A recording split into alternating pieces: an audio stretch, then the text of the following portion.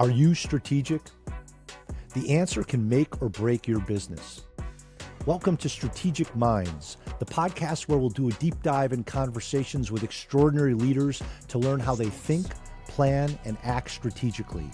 I'm your host, Rich Horwath, founder of the Strategic Thinking Institute and author of the book Strategic, and my vision is to teach the world to think strategically. Now, let's explore Strategic Minds. We're stuck. What do we do? I have no idea. You need a new strategy. We need a more dynamic strategy. The strategy? You have to strategize. But you won't strategize. Let's talk a little strategy. Welcome to Strategic Minds. Today on the show, I'm excited to speak with Alex Atzberger, CEO of Optimizely, a leading digital experience platform that helps companies orchestrate their content lifecycle, monetize digital experiences, and experiment across customer touchpoints. Alex has led Optimizely through the most significant transformation in its history, including multiple successful acquisitions.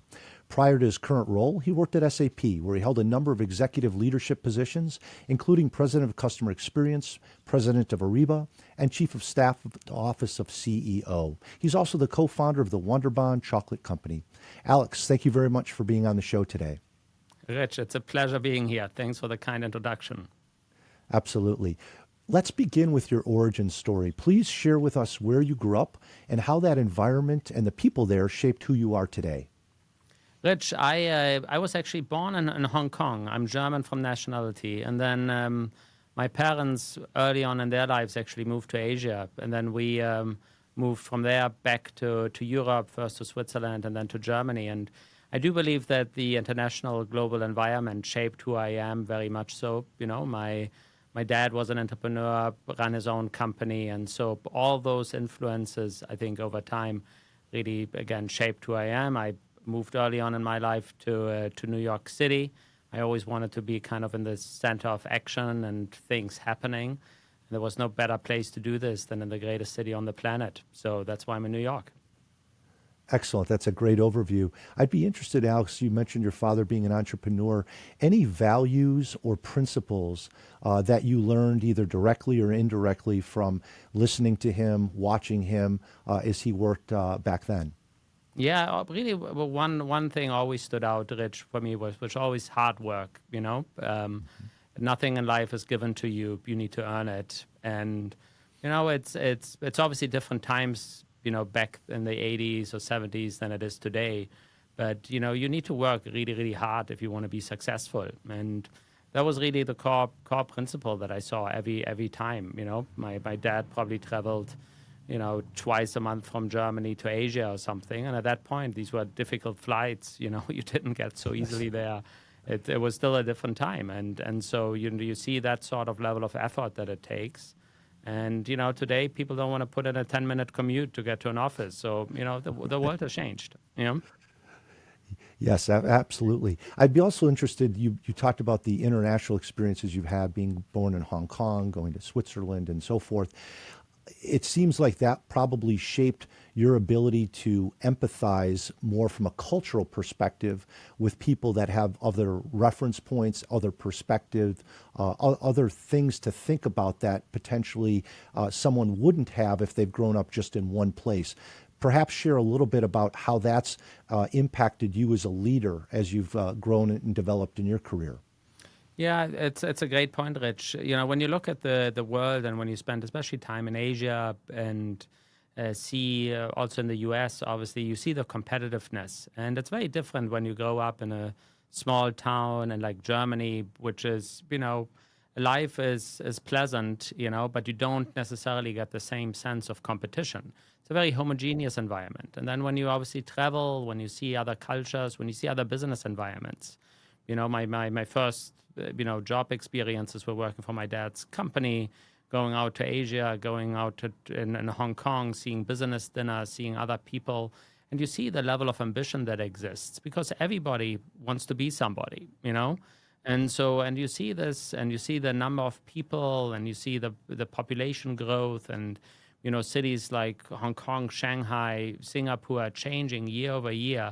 It gives you a different perspective in terms of what it means to be successful, what it means to, strategically think long term, what it means to actually move forward. And that really puts context to it. And so it always inside of me created a bit of this sense of like, look, the world is a competitive place. You need to be on the top of your game. You can't be complacent just because you were given a lot, early on maybe in your life at times. You need to work hard, and you need to be aware that, again, there's a lot of competition out there. And, when you look at the global marketplace today, and when you look at, even now in the US, it's people from all backgrounds who are driving success, innovation, etc. And, no longer innovation is tied in technology to Silicon Valley. Now it happens in many, many different places. And so I think, you just get an awareness for this. And I think that awareness helps you, again, it helps you to be more ambitious in many ways. It also helps you to think bigger and gives you really perspective. And I always believe travel, I always believe living in other places is a blessing because it helps you, again, gain that perspective. And I think I know we're going to talk strategy and strategy formulation, but I think the more inputs you have, the more you can actually determine something that's exciting. Excellent. And I love the fact that you talked about competition and being able to see that in different perspectives and seeing the faster evolution of the competitive landscape in certain areas. You mentioned in Asia. In that sounds like it's created that sense of urgency for you as a CEO to stay on top of things, to understand the context. I'm interested, Alex, how as a CEO do you help instill that in your culture? Because it's one thing for a leader to have that sense of urgency and really know that, look, we have to evolve if we're going to be successful in the long term. How, as a CEO, do you build that into the culture, into your executive leadership team and throughout the organization? Yeah, Rich, I think a lot comes down to obviously communication and kind of taking stories. I think it's storytelling that you need to create, really that sense of a burning platform. Typically in businesses, you create burning platforms when you want to instill a level of change. Mm-hmm. But to be honest, the world has come to a place where you're constantly on a burning platform because business never sits still. And so this notion of like, oh, we business is normal, and then suddenly something changes and we need to do something, that has changed over the last decade or two. The business is now constantly in some ways on fire because you need to constantly move forward. And so, I think being able to relate as a CEO the context of the business, what's happening on the competition side, what happens in the market, what are your customers talking about, what's changing, that storytelling is so important to relate this. Because obviously as a CEO, I have a different perspective on the business than somebody else in my organization. And that person has a different perspective based on what that individual sees. But what I can give people is the bigger, broader context because of the people that I speak to and the perspective I have. I speak to, investors. I speak to board members. I speak to C-level executives at our customers. I need to bring that perspective in, and I need to put it also in the context of the competition because that creates again this need to move forward. In our industry, if you stand still, you're literally falling behind. And you know this. If you stand still, you're going to be behind. And so you need to move forward. That's the big idea. And I think that's the most important thing that a leader can do is help people see where they need to go, not to create panic or to create a sense of actionism, but in order to say, like, look, we have a strategy. Our job is to execute on this strategy. If we do that, we're going to move the company forward and we're going to create value. Wonderful. You've mentioned several times already, Alex, and I'm really interested in this, the different perspectives that you get. You just talked about, being bit with investors, being with board members, getting different inputs from people. So as you're doing that, you're collecting insights, as I define a learning that leads to new value. So as you go throughout your day, through your week, you're collecting these insights from many different areas. How do you, Alex, manage those insights and determine which of those are things that I want to actually maybe record, write down, pass along, share with my executive leadership team? Do you have any type of process or system or way of thinking as it relates to, processing all of these inputs that you're getting? Yeah, Rich, I always believe that there are storylines that form. When you get multiple insights and when you get multiple pieces of information, you're kind of like connecting the dots and you hear certain words. And you hear certain words being repeated multiple times from multiple stakeholders. And sometimes you don't, in my view, you don't need to necessarily record every single word, but you need to listen well to the words that matter. And if there's a word that sticks out, I give you an example. I recently talked to a lot of people, and the word simplicity comes up, because the world is very complex. And then the word simplicity comes up.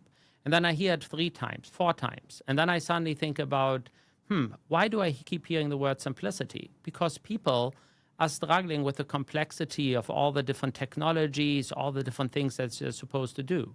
And then I think about this more and I bring it into a next conversation that I have, and I see how does my counterpart now react, me using simplicity as a word.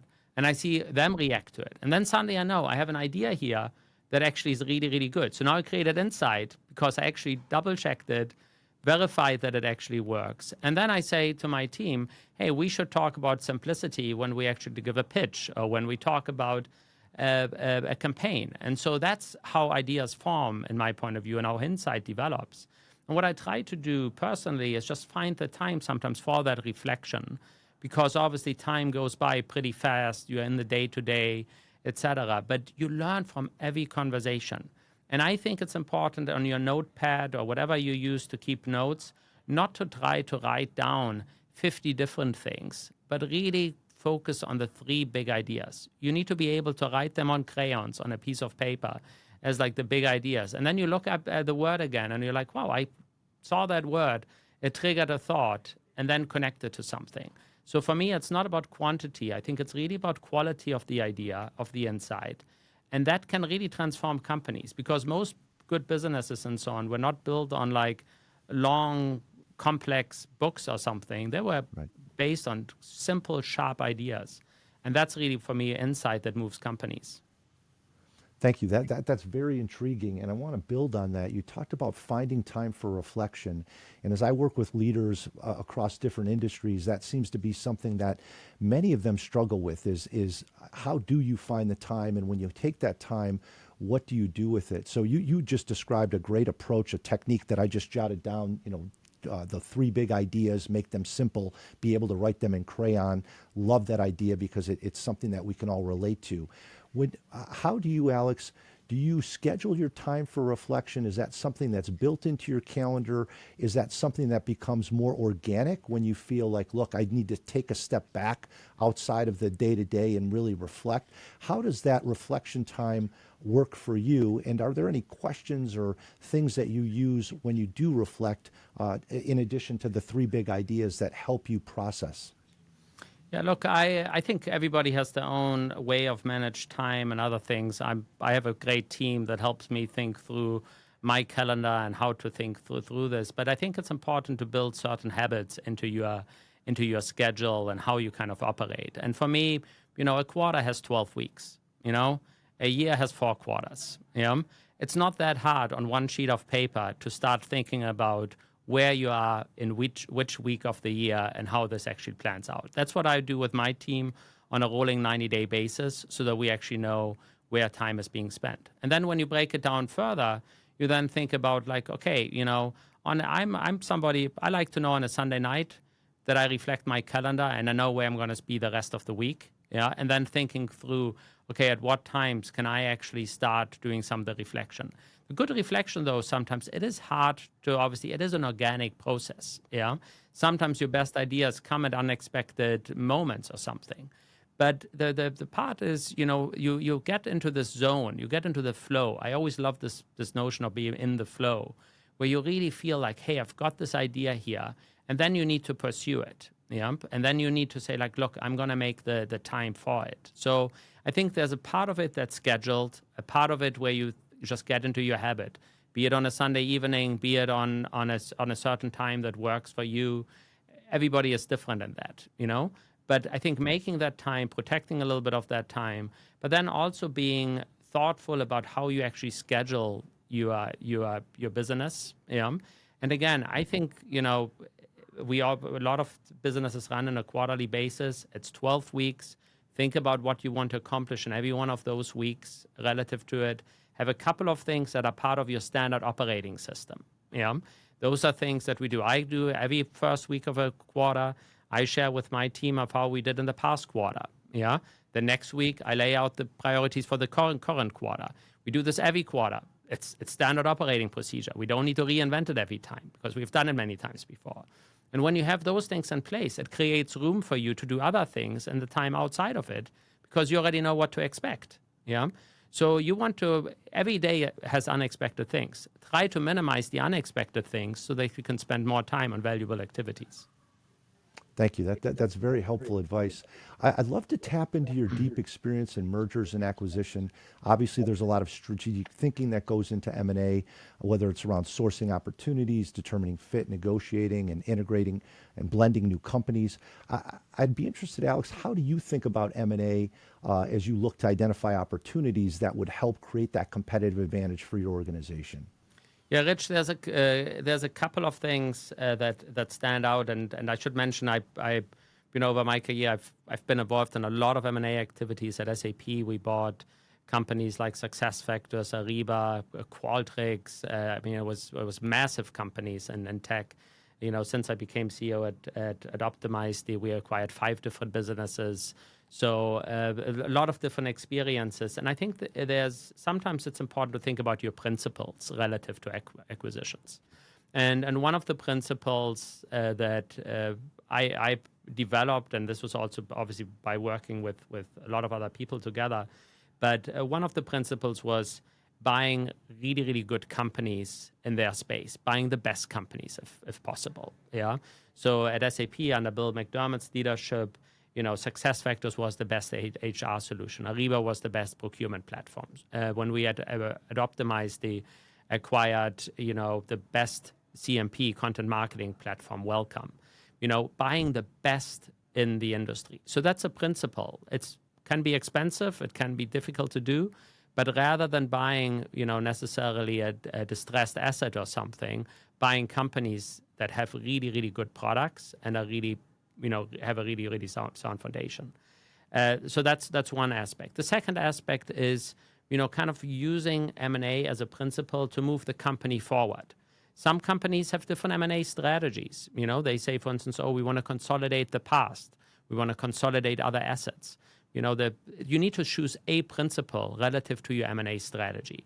It just can't be like, we're trying to find like a good asset for whatever reason. It needs to follow a narrative in your business. Yeah. And so our narrative at Optimizely has been buying the best companies in their space, and it's been about extending what we call our marketing operating system in terms of additional capabilities. Other companies can have different strategies. They can say, like, look, we want to consolidate in one category all the different vendors and bring them together. That's a strategy. But follow a strategy in M&A. Don't just go after, the flavor of the day. That's going to get ugly very quickly. Yeah. And then the last part is like, as you do this, as you have these principles, really think very, very clearly of like, what are you going to do with it? And this is not something you can outsource to a corporate dev team or to somebody else in the company. You need to own it as the CEO. You need to own it, and you need to be really, really clear about what this is going to do for your business and what it drives for you. What I do is at one point in an M&A process, I sit down and I write down an email to my board, and I want to keep it short and to the point, but I try to get it back to the 3 to 5 compelling reasons of why this is something we need to do and what we're going to do with it.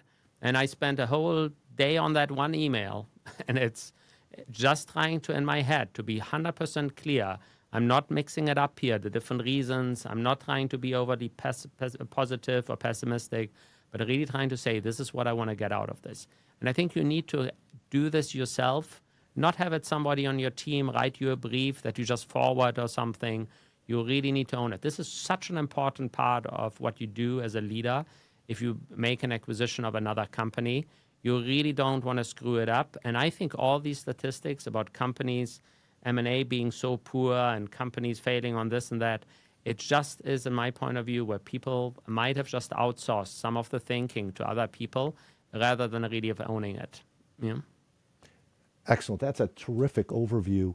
I'd like to dive into the implementation part. You talked about using some principles to help guide which opportunities select, looking at the best companies with the best people.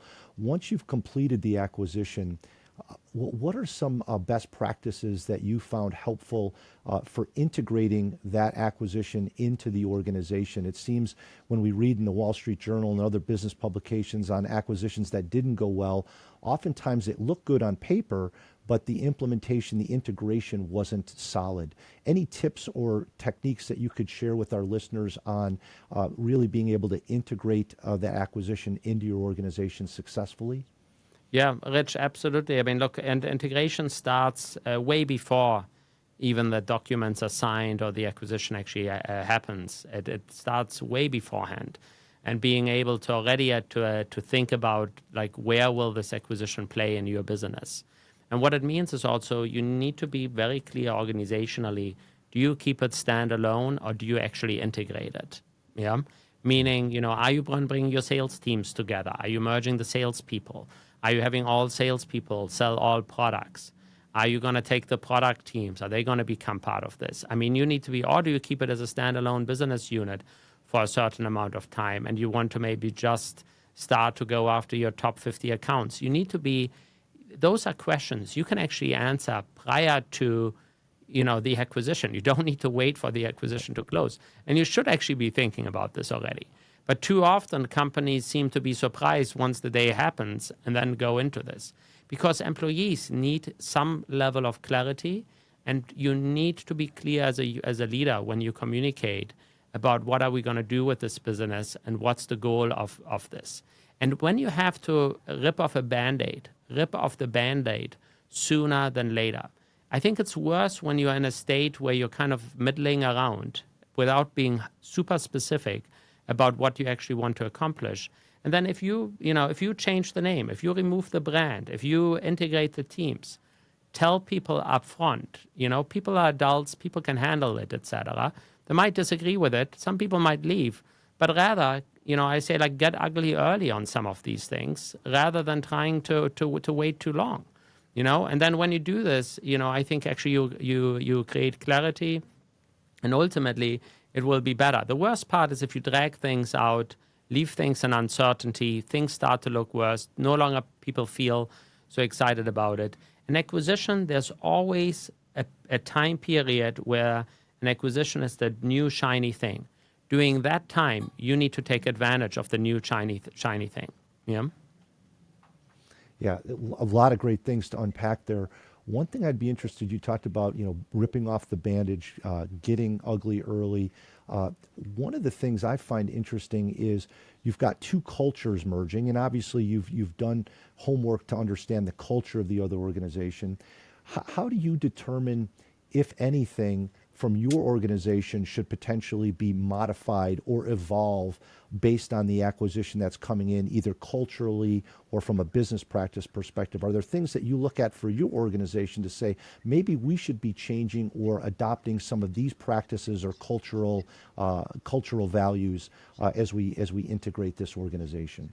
Yeah, thank you, Rich, for bringing up the culture piece. Obviously, it's such a big part of of an M&A process, and I think culture, first of all, for me, is a very living activity. Culture is never static either. Culture evolves, and when you acquire a company, I think it's important to be respectful on both sides. Because ultimately, it's not like one culture is better than the other or one company is better than the other, and there's obviously always a dynamic between people that get acquired, feel like, oh, are we losing our identity? There's people who make the acquisition and employees who feel like, oh, are the other ones suddenly better than we are? I mean, there's like a lot of human elements that play in here. What I think is most helpful in those instances is that obviously leadership shows already about how they work together, but really permeating throughout the organization and being very open about the fact that ultimately neither culture is going to stay the same. That's just the way it is. Both cultures are going to evolve. the identity of the acquired company will change. Yes, it will, but the identity of the company that makes the acquisition will change as well. We made acquisitions at Optimizely, where I remember when we bought, for instance, Welcome as a company. We bought a company with 120 people. They joined a company of 1,500 people. Yeah. For those 120 people, that's a big shock. Suddenly, they're in a much bigger company. There's more process. There's more steps. There are more people to meet, etc. Now, for some people might say, like, hey, this is not for me. And that's okay. That's totally fine. But there are other people who might say, like, oh, I now have more career opportunity. I have other things I want to do. I can influence more things. I work on bigger customers. Could be a very exciting opportunity. But then to say, like, look, we respect you. We actually look forward for your influence on our company. And then at the same time, the 1,500 people saying, like, look, we have 120 people here who can bring new values to us, new cultural traits. And that makes us ultimately much better as a company. Excellent, excellent. I've read oftentimes and heard that the primary responsibilities of a CEO revolve around people and culture, as you just talked about, and then strategy as well. You've had a number of strategy-driven positions in your career: Senior Director of Strategic Planning, VP of China Strategy, Chief of Staff as well, prior to becoming President and then CEO. How did those different experiences leading different aspects of strategy, especially internationally, how did that shape how you approach strategy today? Did one build on each other, or did you take different things from the different roles that you were in as you develop strategy these days? Yeah, a lot of it anchors around customer competition, understanding the kind of like the battlefield in terms of what's in front of you.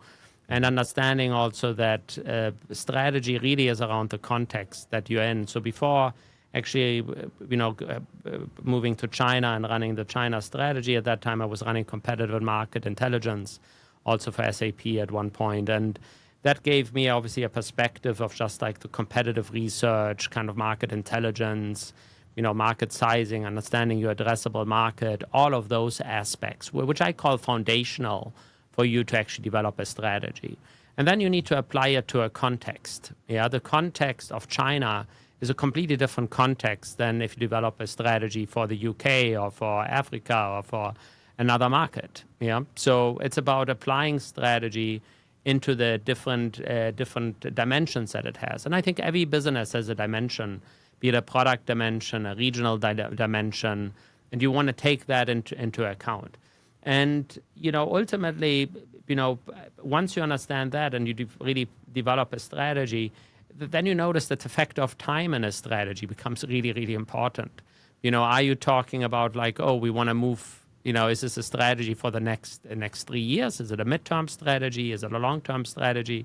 And obviously different businesses have different time horizons around which they plan and which they develop a strategy for.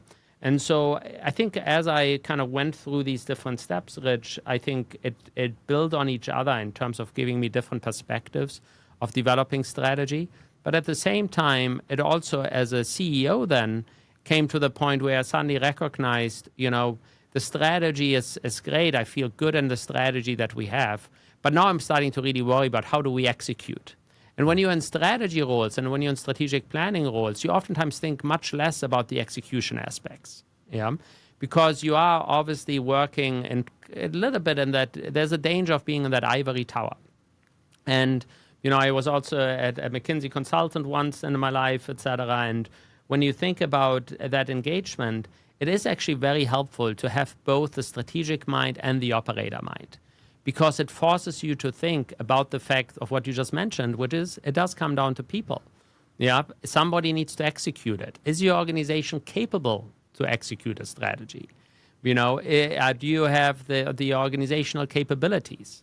All of those things come together and play in. And as I really got more into the president and CEO roles in companies, at that point it changed for me that I was suddenly saying, like, strategy is great, but execution is very, very important. Yeah. Absolutely. What if any mistakes have you seen over the years, maybe in other organizations, competitor organizations, or your own, relative to execution? Because you just talked about, obviously, it's important to have the strategy, but just as equally important to be able to execute. Any things that you think are common issues, common mistakes that people make when trying to execute? Yeah, look, I think it normally is. I think we all are biased towards ourselves relative to being able to execute strategies. So oftentimes, I think there's a bias towards being too optimistic or too bullish on certain things. And I think it really helps in a strategy process to have different views of, the plan, of the strategy, to really, be able to level set what's the, are we actually able to do this? So I think, you want to get finance involved, you want to get sales involved, you want to get your different departments to really develop strategy, because the more buy-in you have, the more skin in the game you have on a strategy, the better the execution ultimately also becomes.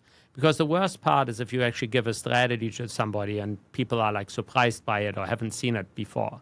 So really giving people skin in the game, making them part of it, makes a huge, huge difference. Yeah. And then, execution, mistakes happen all the time. It's natural, etc. But not just mistakes, but sometimes, you just learn a lot when a strategy hits the battlefield. And I think what you have to have as a company is you need to be able to react to it and revise and keep going back, to things and make changes to it. And you need to be okay with it, There's this whole level of commitment that you get at one point because you develop something, you feel good about it. But even if you're halfway up the mountain, even if you're 3/4 up the mountain, if you notice the mountain is not the right mountain to reach, you need to go back down. It's super painful, etc. But you need to be willing to let some things go if you are able not to execute on them successfully. And I think a lot of times, where mistakes happen is that you get so enamored with something that you don't take that hard step to say like, hey, no, we're going to change direction. We're not going to do it this way. And sometimes that requires leadership change. Sometimes this requires people change to make this happen. But in business, you can pretty much deal with everything as long as you're willing to sometimes change course and actually embrace, not failure, but embrace learning.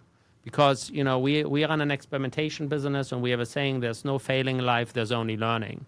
And I think that's the mindset you need to have when you actually apply, strategy to execution.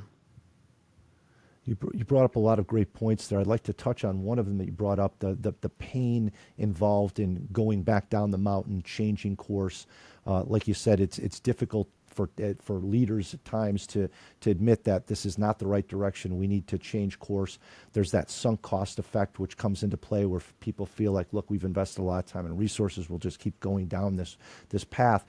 How do you guide your team in making trade-offs? As I work with leadership teams, I think one of the things that many struggle with is this idea of trying to be all things to all people. All customers are great customers. We want to serve everyone, but obviously there's a limitation on resources, time, people, talent, budget, and so forth.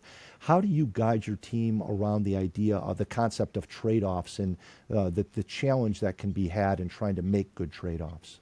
Yeah, I think trade-offs are such an important part right now, especially in the kind of like in the wider economic picture. No company in the world can do everything at the same time.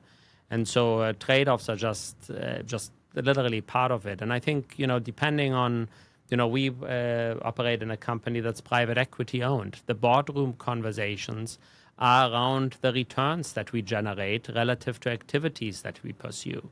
And so that the one thing that you cannot change is the numbers. You see it on a piece of paper. And ultimately, for me, quarterly results, annual results are honestly a scorecard of how did you do relative to the strategies that you implemented and put in place. And you see that certain things are not working and some things are working very well. And I always believe you should bet on the winning horses rather than on the horses that are not winning. Yeah. And just like in your personal life, do you work on your weaknesses or do you focus on your strength? Yeah. The same applies to business. And if you have certain strength and if I put $1 in this, I'm going to get $3 back. That's a much better activity than putting $1 into something where you might get, $1.20 back, but in some cases only 75 cents. So, that's what you need to look at. And so I think it's important to create financial literacy in your company so that people understand the financials of your business. Too many companies, and I see it oftentimes in venture-backed companies and other companies, people actually don't understand the basic fundamentals of how a business operates and creates money and creates profits. And if you have a different view of that, if you say like, oh, profitability is not important, for instance, yeah, it can be your view, but for most businesses it is, because at one point you're going to run out of money otherwise, So it's like you need to go back to those things, and the trade-offs should be based on data. They should be based on perspective. They should not be based on opinions. Yeah, and that's really, really important. And I think once you bring that into the conversation, I sometimes don't like what I see, et cetera, because they're initiatives that I believe in. But if the data doesn't prove that they're working, then I need to say like, oh, what I was wrong. Yeah. We have a name for all of this in our industry, and we call it the hippo effect. Yeah, and hippos stands for the highest paid person's opinion. Yeah, hippo. Yeah, hippo is obviously also the hippopotamus, the animal that has the big mouth and the tiny ears. So some people like to hear themselves talk, but they don't listen very well. And so I always tell people, like, rather be an elephant, have a tiny mouth and really, really big ears, so you can listen better and talk less. So I think that also applies sometimes when we look at how we should think about feedback and how we should think about looking at our results. You paint some wonderful pictures, Alex, with the analogies and the metaphors you use. So I really appreciate that, and I think our listeners will remember those as well. So that's very powerful. One other element around trade-offs I'd like to get your thoughts on is just decision making. It seems that today, increasing the decision velocity at all levels of the organization is important, so that we can, as you talked about earlier, the importance of reallocating resources to areas that are higher performing.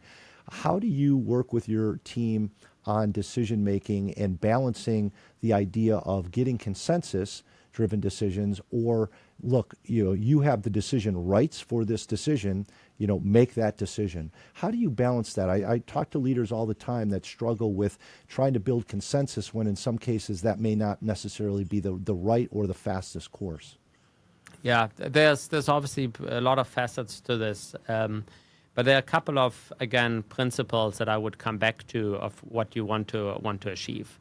First of all, I think you need to operate under certain assumptions and principles. The first one is, do you have people that you trust to do the right thing? Yeah, this came in also through one of our acquisitions, but this notion about like assuming positive intent.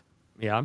Do you assume that somebody has a positive intention with what they want to achieve and they're acting on behalf of the company with something? So when it comes to empowerment, when it comes to decision making, ultimately as a CEO, I would love for the people who are closest to the problem statement, closest to the customer, closest to the code, closest to the thing that needs to be solved, to make the decisions at this very point.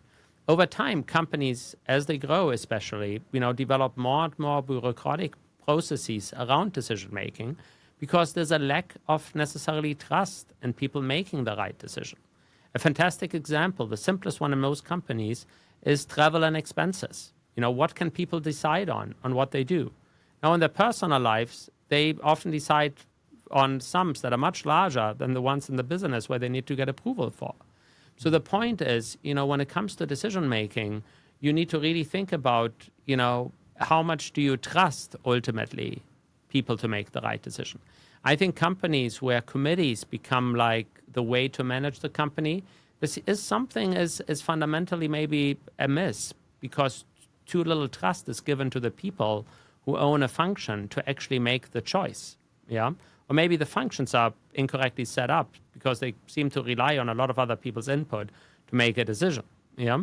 So it's about really helping or thinking through some of these key fundamental beliefs that you have in order to empower people to actually drive decisions. And for me, it comes down to closest to the customer, trust people to make the right decision on behalf of your customers to move the company forward, and really assume positive intent. We have a little story that we tell in our company, and it's about snakes. Yeah. And this story is the following. Like, if you go into the building and you see a snake in the hallway, yeah, what do you do?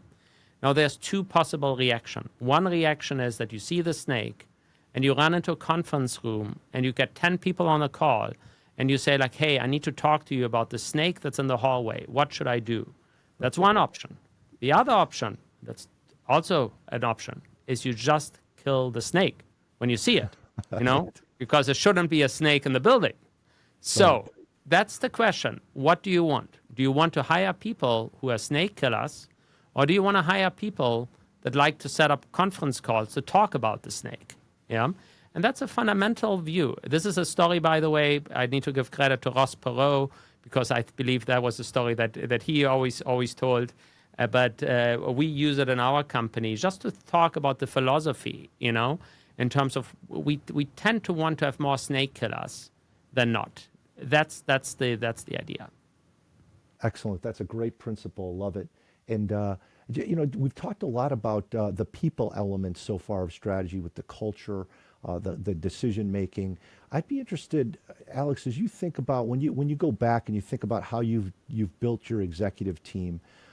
One of the things I think CEOs sometimes struggle with is, should I be valuing experience? Should I be valuing expertise? What's the right balance there? Are there certain traits or qualities that you look for in folks that you're looking to build your executive team with? You've talked a lot about, things like problem solving, innovative thinking, strategic thinking, decision making, having the right attitude. What things do you look for as you're building an executive team? Yeah, Rich, you said the most important word for me is at the end there, which is attitude. I do hire a lot for the attitude in the person. I think attitude is actually more important than experience. And I think you just see it in some people who have this inner drive, who have the fire, who actually want to be successful. There's a lot of things that people can learn on the job and other things.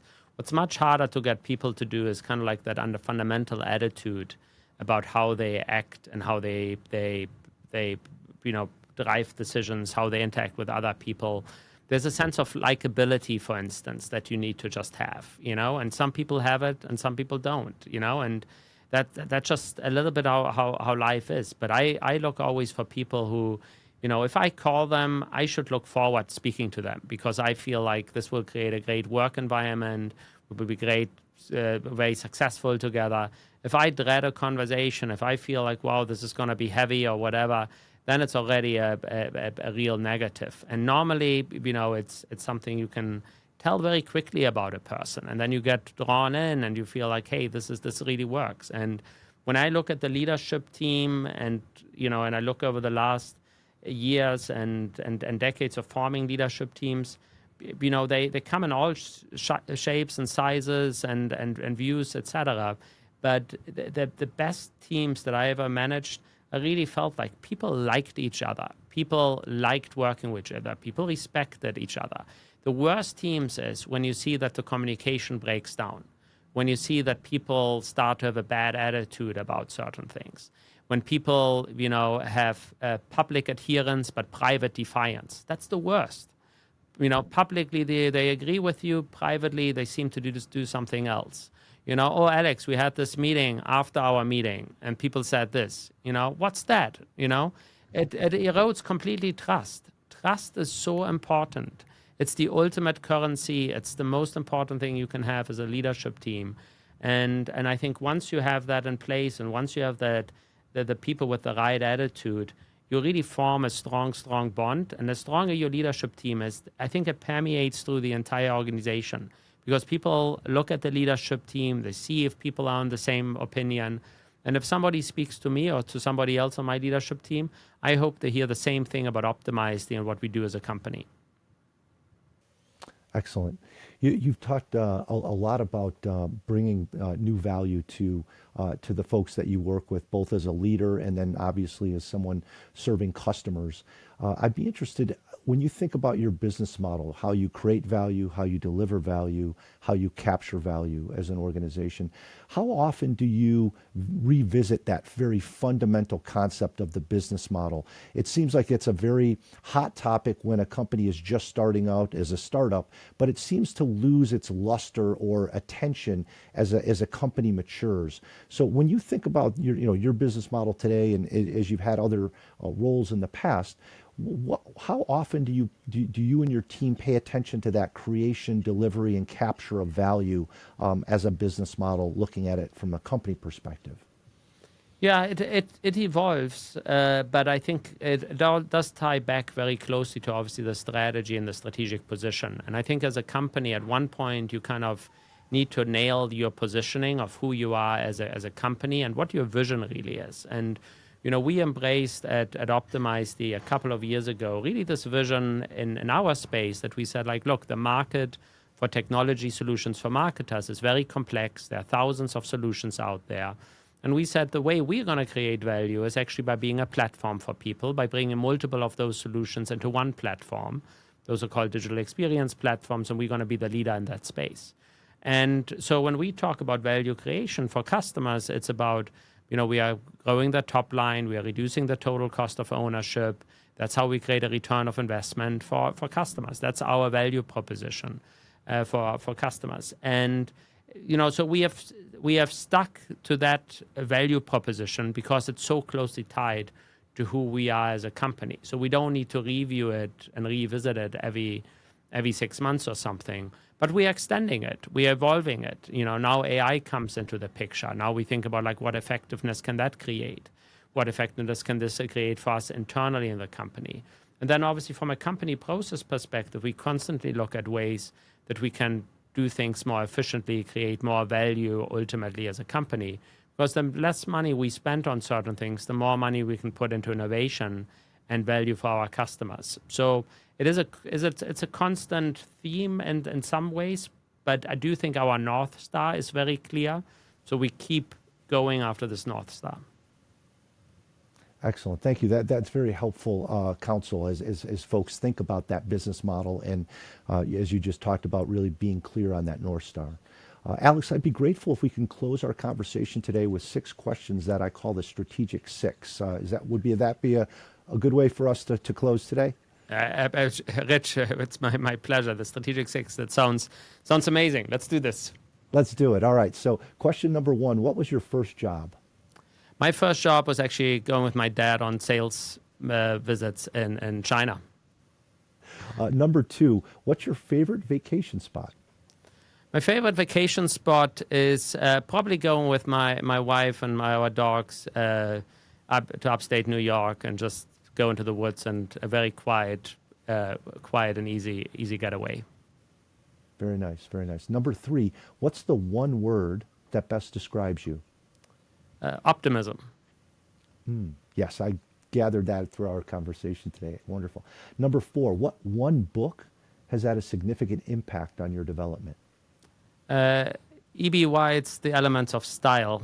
I came to the U.S. as a student, and the one thing I learned about the English language is that it's a real benefit that it's my second language, because I keep everything tried to write very concisely, and it helped me enormously to just think about using fewer words when I write rather than more words.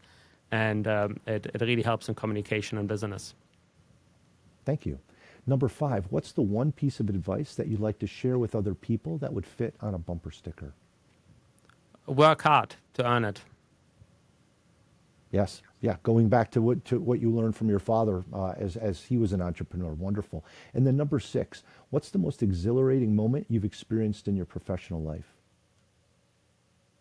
There are quite a lot. I think, honestly, an accelerating moment for us was actually when we launched our vision at our event 2 years ago as what we call Optimizely One. That was a very accelerating moment, because it really felt like years of hard work came together for the entire company around one vision as this operating system for marketing. I felt like in that moment, boom, we have it. We actually know who we are. We have a clear view of our future as a company. And that was super accelerating. Thank you. I appreciate that, Alex. And you've shared a lot of wonderful tools and tips with us today to help us maximize our strategic potential. And I really appreciate the time that we spent together. So thank you very much for being my guest on the show today. That was a great session with you, Rich. Really enjoyed it. Thank you so much. What are we talking about? Practice? Practice makes perfect. Practice makes Profit. Over the past 20 years, I've led hundreds of strategic thinking workshops with leadership teams. We typically use 8 to 10 tools during a one-day session, so leaders are then equipped with the knowledge and skill to share those tools with their teams to help them approach the business more strategically. I encourage these leaders to practice thinking strategically by applying the 3A strategic framework throughout their day. The 3 A's are acumen, allocation, and action. You can practice using this framework each day by carving out time to think about the following 3 questions as you move throughout your day. Question 1 revolves around acumen. What's the key insight or learning that I can take away from this interaction in order to create new value? Question 2 is around allocation. Based on this new learning, where should I focus my resources in order to realize the greatest value? And question 3 revolves around action. What action should I take to prioritize and execute to implement this new value? Practice thinking strategically by applying these 3 A's, acumen, allocation, and action, to your interactions each day. I appreciate your strategic mind. Must have a strategic brain. Great strategic minds of tomorrow right here. In this segment, The League of Strategic Minds, I answer questions submitted by listeners. Today's question: how should a business describe its purpose? A business purpose takes 3 forms: mission, vision, and values. A mission statement expresses the current purpose or why you exist. The mission statement expresses the why. Why does your organization exist? Starbucks' mission, for example, to inspire and nurture the human spirit, one person, one cup, and one neighborhood at a time. A vision statement captures the future purpose, what you aspire to be. The vision statement paints a picture of the organization's desired future, what it seeks to become in the future, 10, 15, 20 years and beyond. Amazon's vision, for example, our vision is to be Earth's most customer-centric company, to build a place where people can come to find and discover anything they might want to buy online. And values are the guiding purpose, the core beliefs that influence people's thinking and action. Values are the 3 to 5 strongest and most differentiating beliefs guiding the thoughts and actions of an organization's people. These beliefs are manifested in the predominant behaviors that define the organization's culture. Here's an example of a values statement from MD Anderson Cancer Center: caring, integrity, discovery, safety, and stewardship. When mission, vision, and values are taken together and developed by capturing the organization's unique characteristics, they can help shape strategy, make decisions, and anchor activity in key focal areas. If you have a question you'd like answered, visit the Strategic Minds page on the website strategyskills.com and complete the brief submission form. If your question's selected, you'll receive some Strategic Minds swag for your contribution. Any insights? You play to win the game. Any further insights? You don't play to just play it. Insightful. I want winners. I played the game to win. I want people that want to win. It's very insightful. To close today's show, our Winsight, or idea for advantage, comes from A.G. Lafley, former CEO of Procter Gamble. He said, "There simply is no one perfect strategy that will last for all time. There are multiple ways to win in almost any industry. That's why building up strategic thinking capability within your company is so vital." What are you and your team doing to develop your strategic thinking capability so that you can continue to evolve your business model for long-term success? If your team needs a new process and tools for strategic thinking, lacks a common language for strategy, is too reactive and tactical, or would like to increase innovation to grow profits and create competitive advantage, visit strategyskills.com, where you can learn more about strategy workshops, online certificate courses, the Strategic Thinker newsletter, and hundreds of other resources. Pick up a copy of my newly released book, Strategic, and take your leadership development to the next level by subscribing to the Strategic Fitness System, an innovative, state-of-the-art executive development platform. Remember, be strategic to be your best.